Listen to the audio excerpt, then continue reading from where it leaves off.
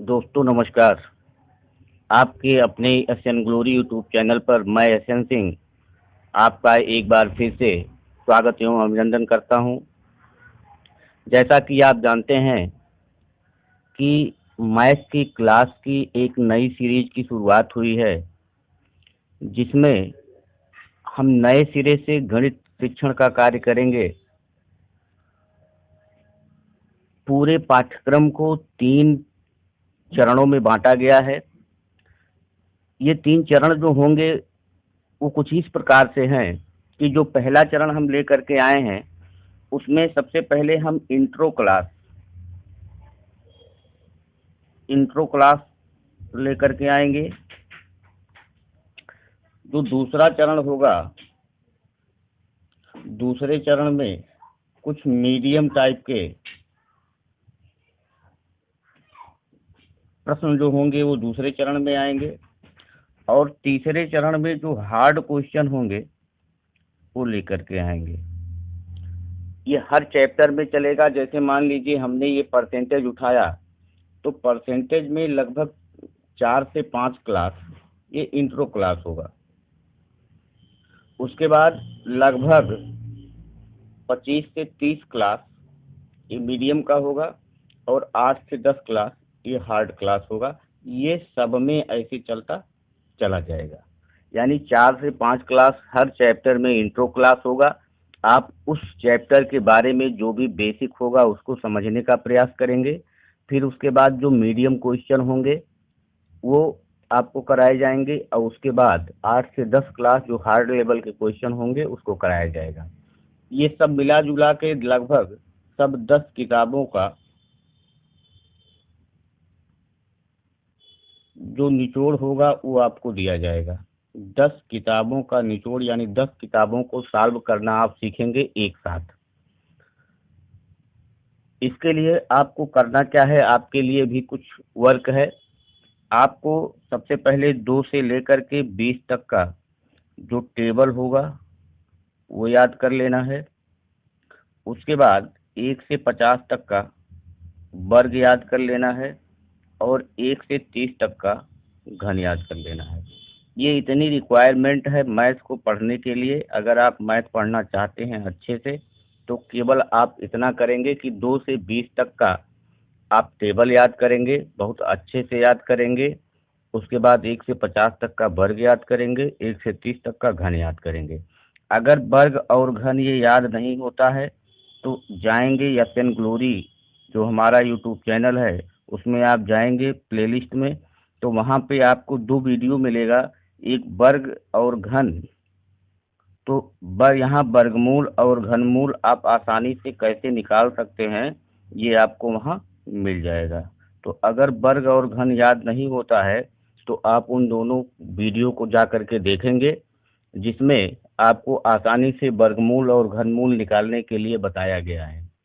तो सबसे पहले कोई भी चैप्टर शुरू होगा तो इंट्रो क्लास आएगा, 4-5 इंट्रो क्लास होगा, और सबसे पहले हम यही इंट्रो क्लास ही कराएंगे। हर चैप्टर का इंट्रो क्लास ही होगा, जिससे आपको ये पता चल जाए कि कौन सा चैप्टर किस हिसाब से पढ़ाया जाएगा, समझ में आएगा नहीं आएगा ये आपको पता चल जाएगा। जितने भी चैप्टर अर्थमेटिक के हैं सभी के सबसे पहले जो इंट्रो क्लास होंगे, यानी इंट्रोडक्शन क्लास, जो आपको ये बताएगा कि ये चैप्टर क्या है, किस लिए है और कैसे है। दूसरी चीज हम आपको बता दें कि जो भी अंक गणित है जो भी अंक गणित है इसमें 3 चैप्टर बहुत ही इम्पोर्टेंट होते हैं। पहला चैप्टर जो होगा वह पहला चैप्टर है प्रतिशत। दूसरा चैप्टर जो होगा वह होगा अनुपात, समानुपात, और तीसरा जो है वो संख्या पद्धति। जब आप मैथमेटिक्स को देखेंगे तो आपको ये बात समझ में आएगा कि ये तीनों, अगर यह तीनों चैप्टर आपको अच्छे से आता है तो लगभग आप 60% पाठ्यक्रम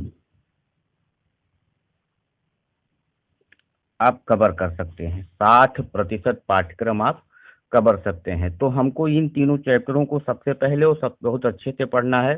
प्रतिशत पढ़ना है, अनुपात समानुपात पढ़ना है और संख्या पद्धति पढ़ना है।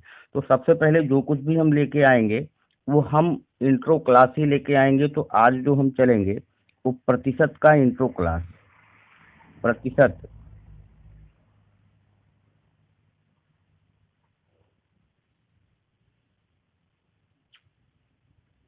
का इंट्रो क्लास एक, प्रतिशत का इंट्रो क्लास एक आज यही चलेगा। तो जैसा कि आप देख रहे हैं कि प्रतिशत में दो शब्दों से मिलकर बना है, एक ये प्रति है और दूसरा ये शत है। प्रति का मतलब होता है प्रत्येक और शत का मतलब होता है 100। यानी प्रत्येक 100 में कितना, प्रत्येक 100 में कितना। तो जो प्रतिशत का अर्थ होता है वो प्रत्येक 100 के लिए होता है। प्रत्येक 100 का मतलब, फिर अगर हम इसकी परिभाषा लिखना चाहें तो लिख सकते हैं कि प्रतिशत वह भिन्न है, प्रतिशत वह भिन्न है जिसका हर सदैव 100 होता है, सदैव 100 होता है।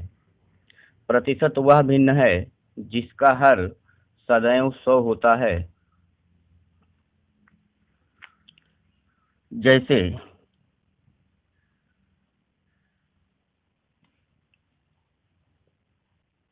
1/100, 2/100, 5/100, 8/100, 15/100, 12/100, 51/100, 105/100, 112/100 आदि। अब यहाँ आप देखेंगे 1/100 का मतलब हो गया 1%, क्योंकि नीचे हर में 100 है। 2/100 का मतलब 2%, 5/100 का मतलब 5%, 8/100 का मतलब 8%, 15/100 का मतलब 15%, 12/100 का मतलब 12%, 51/100 का मतलब 51%, 105/100 का मतलब 105%, 112/100 का मतलब 112%। तो ये इस प्रकार से आप देखेंगे कि जिसका हर 100 होगा उसको हम उतना परसेंट कह देंगे जितना वह अंश में लिखा होगा। 1% अंश में लिखा है, नीचे हर में 100 है तो ये 1% हो गया। 2% लिखा हुआ है अंश, 2 लिखा हुआ है अंश में, नीचे 100 है तो 2% कह सकते हैं। अब अगर कहीं मान लीजिए 5/25 लिखा हुआ है तो इसको हम 5% नहीं बोल सकते हैं। क्यों? क्योंकि यहाँ हर में 100 नहीं है। अगर हमको हर में 100 करना है तो ऊपर और नीचे दोनों में 4 का गुणा कर देंगे तो ये 100 बन जाएगा। तो ये 5 चौका 20 और 25 चौका 100। अब इसको कह सकते हैं कि ये 20% है। तो जो परसेंट होता है उसको हम इस प्रकार के चिन्ह से निरूपित करते हैं, और इसको जहां भी परसेंट लिखा होगा इसको हम 1/100 मान के चलेंगे। 1/100 क्यों? क्योंकि ऊपर कुछ भी लिखा हो, यक्स, ये परसेंट होगा जिसका वह भिन्न जिसका हर 100 होता है। तो यह का मतलब कि यक्स कुछ भी लिखा हो, चाहे 1 2 3 4 5 6 7 8, यहाँ यक्स का मान कुछ भी लिखा होना चाहिए। नीचे 100 है तो उसको हम परसेंट बोल सकते हैं। तो यक्स को हम यहाँ एक मान लेते हैं, क्योंकि एक का गुणा चाहे एक में हो, चाहे 2 में हो, चाहे 5 में हो, चाहे 8 में हो, चाहे 15 में, चाहे 12 में, चाहे 51 में, चाहे 105 में, चाहे 112 में, चाहे जिसमें गुणा करेंगे तो वही संख्या आ जाएगी। उस संख्या पे कोई प्रभाव नहीं पड़ेगा, इसलिए हम इसको लिख सकते हैं 1/100। तो जहां भी परसेंट का चिन्ह लगा होगा उसको हम 1/100 मान करके चलेंगे कि परसेंट को हम अगर फ्रैक्शन में लिखना होगा तो 1/100 लिख सकते हैं। तो ये आपको समझना है कि परसेंट को 1/100 मान के हम चलेंगे। फिर उसके बाद आगे अगर बढ़ें तो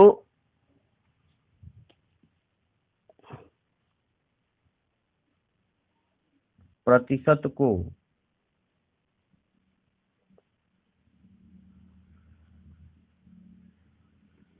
भिन्न में बदलना,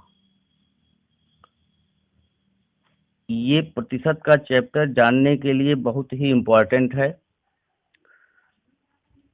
अगर आपको परसेंटेज पढ़ना है तो ये बहुत ही इम्पोर्टेंट है कि प्रतिशत को भिन्न में बदलना कैसे हम सीखें, इसको आपको जानना आवश्यक है।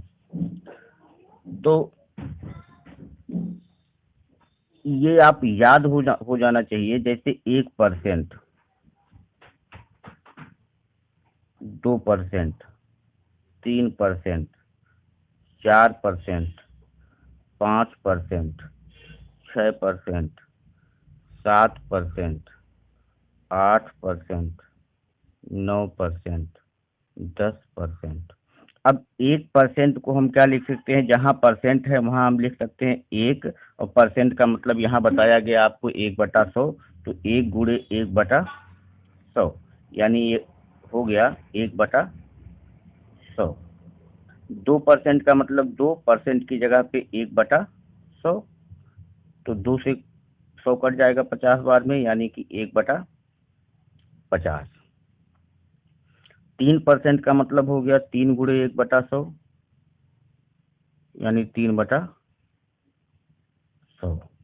4% का मतलब हो गया 4 गुणे 1/100, 4×5=100, यानी 1/25। उसके बाद 5% आता है 5 गुणे 1/100, यानी 1/20। 5×5, 5×100, 1/20। ऐसे ही 6% बराबर हो जाएगा 6 गुणे 1/100, ये हो जाएगा 3/50।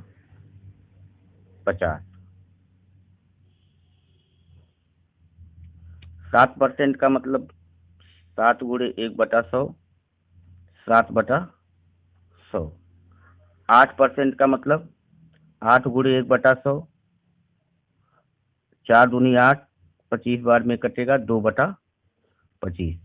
तो इस प्रकार से आपको जो ये है कि 1% का मतलब 1/100, 2% का मतलब 1/50, 3% का मतलब 3/100, 4% का मतलब 1/25, 5% का मतलब 1/20, 6% का मतलब 3/50, 7% का 7/100, 8% का 2/25। इस टाइप से आपको ये याद कर लेना है। फिर उसके बाद जैसे 12%, 12% बराबर 12/100, 4×3=12, 4×5=100, यानी 3/25 हो गया। फिर उसके बाद जैसे 15%, 15% बराबर 15/100, तो ये हो गया 5×15, 5×100, 3/20। जैसे 20%, तो 20% का मान 20/100, तो 20×20, 20×25, 1/5 हो गया। फिर उसके बाद 25%, 25/100, 25×25, 25×4, 1/4 हो गया। तो इस प्रकार से हम इसको पूरा जो पूछा जाता है, पहले जो पूछा जाता था 5%, 10%, 20%, 30%, 15%, ये पूछा जाता था। अब जो पूछा जाने लगा, बीच में जो पूछा जाने लगा वो 7%, 13%, 17%, 19%, 21%, ये पूछा जाने लगा। लेकिन अब जो है, अब उसको भी चेंज कर दिए हैं। अब पूछा क्या जाता है, जैसे पूछ लिया 8 सही 1/3%, 16 सही 2/3%, 11 सही 1/9%,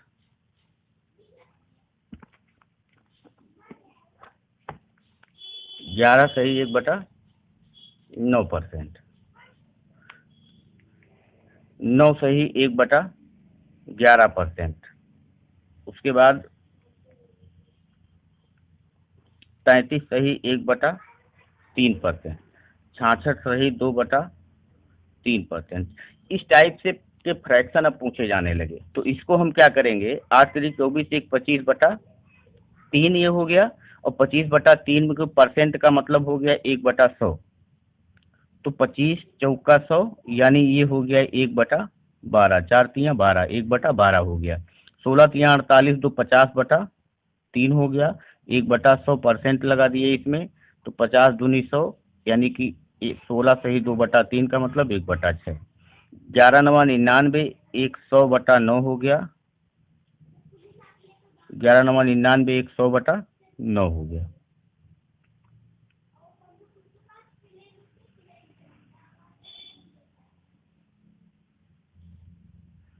फिर उसके बाद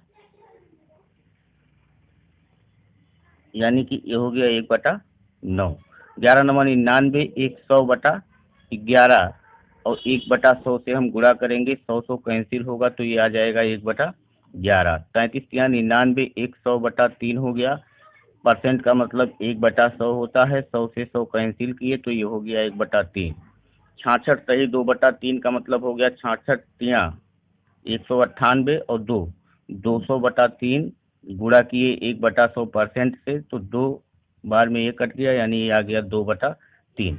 तो इस प्रकार से ये जो फ्रैक्शन है, जैसे 1%, अब हम इसको पढ़ेंगे क्या, कैसे ये हमारे चैप्टर में काम आएगा, ये हमको देखना है। तो हम जब इसको पढ़ना होगा तो हम इसको क्या पढ़ेंगे कि 100 का 1% 1 होता है, 100 का 1% 1 होता है, 50 का 2% 1 होता है, 100 का 3% 3 होता है, 25 का, यानी हर से उठा रहे हैं, हर का 25 का 4% 1 होता है, 20 का 5% 1 होता है, 50 का 6% 3 होता है, 100 का 7% 7 होता है, 25 का 8% 2 होता है।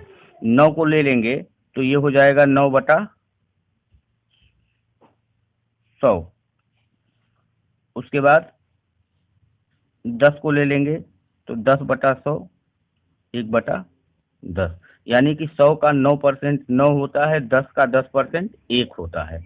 फिर उसके बाद ऐसे आएंगे इधर, 25 का 12% 3 होता है, 20 का 15% 3 होता है, 5 का 20% 1 होता है, 4 का 25% 1 होता है, 12 का 8 सही 1/3% 1 होता है, 6 का 16 सही 2/3% 1 होता है, 9 का 11 सही 1/9% 1 होता है, 11 का 9 सही 1/11% 1 होता है, 3 का 33 सही 1/3% 1 होता है, 3 का 66 सही 2/3% 2 होता है, 3 का 66 सही 2/3% 2 होता है। तो ये हमारे पढ़ने का तरीका होगा।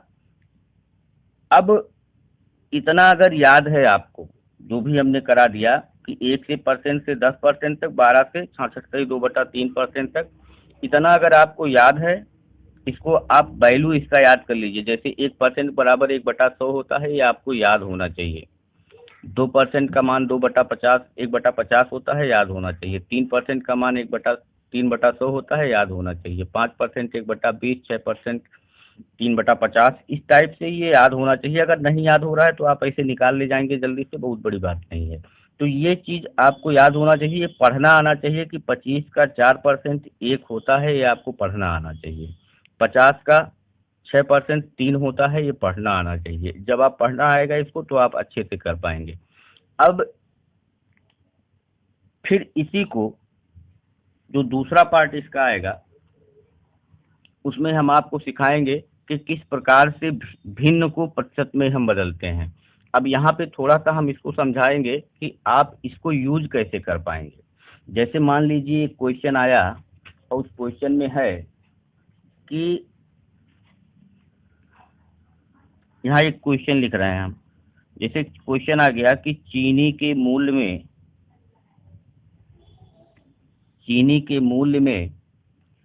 25% की वृद्धि हो जाए तो उसकी खपत में कितने प्रतिशत कमी की जानी चाहिए, कमी की जानी चाहिए। ताकि व्यय ना बढ़े। अब ये क्वेश्चन आ गया कि चीनी के मूल्य में 25% की वृद्धि हो जाए तो उसकी खपत में कितने परसेंट कमी की जानी चाहिए ताकि व्यय ना बढ़े। अगर इस क्वेश्चन को सॉल्व करना है तो आपको तुरंत पता चला कि ये 25% बराबर होता है 1/4। 25% का वैल्यू जो होता है वो 1/4 होता है। तो 4 का 25% 1 होता है। 4 का 25% 1 होता है। तो यहाँ आप इसको सॉल्व कैसे करेंगे कि पहले अगर 4 रुपया किलो मिलता था तो अब ये मिलने लगा है 5 रुपया किलो, क्योंकि 4 का 25% 1 होता है और 1 की वृद्धि हो गया तो अब ये मिलेगा 5 रुपया। ये पहले का रेट था और अब ये 5 रुपया किलो 1 रुपया बढ़ गया। 4 का 25% 1 होता है, अगर पहले 4 रुपया किलो मिलता था तो 4 का 25% 1 रुपया बढ़ गया तो अब 5 रुपया किलो मिलना शुरू हो जाएगा। अब कह रहा है कि व्यवहार नहीं बढ़ना चाहिए, व्यवहार नहीं बढ़ना चाहिए। तो अगर दोनों का एलसीएम ले लें कि पहले अगर 20 रुपया खर्चा करता था तो अब भी 20 रुपया ही खर्चा करेगा, अब भी 20 रुपया ही खर्चा करेगा। यानी पहले जितना खर्चा करता था उतना खर्चा अब भी करेगा। क्वेश्चन में दिया हुआ है कि ताकि व्यवहार ना बढ़े, तो 20 रुपया पहले खर्चा करता था, 20 रुपया अब भी खर्चा करेगा। तो 4 रुपये में पहले कितना किलो मिलता था, तो पहले 5 किलो मिलता था। ये मात्रा है, ये मूल्य है। अब 5 रुपये में कई किलो मिलेगा, 4 किलो मिलेगा, 4 किलो मिलेगा। तो कितने की कमी हुई यहाँ, यही भार है, यही मात्रा है, यही खपत है। तो कितने किलो की कमी हुई, तो 1 किलो कमी हुई। कितने से कमी हुई, तो 5 से घट करके 4 हुआ। तो 5 से घट करके 4 हुआ तो 5 किलो से 1 किलो कम हो गया। अगर परसेंट करना है तो हमको 100 का गुणा 5 भी सही हम 100 यानी हो गया ये 20%। ये आपका उत्तर हो गया। और अगर आप इसको डायरेक्ट लगाना चाहते हैं, परसेंट डायरेक्ट बताना चाहते हैं, तो इसको इस टाइप से भी कर सकते हैं कि 25% का मतलब हो गया 1/4। पहले अगर 4 रुपया मिलता था तो अब 5 रुपया मिलेगा। 100 रुपया यहाँ भी खर्चा करता था, 100 रुपया यहाँ भी खर्चा करता है। तो 4 के हिसाब से पहले 25 किलो मिलता था और अब 20 किलो मिलता है। पहले 25 किलो मिलता था तो अब 20 किलो मिलता है। तो इस प्रकार से 5 किलो की कमी हुई 100 पे, 5 किलो की कमी हुई 100 पे। और 5/100 जो बनाता है वो कै परसेंट बनाता है, 20%। 5/100 जो बनाता है वो कितना बनाता है,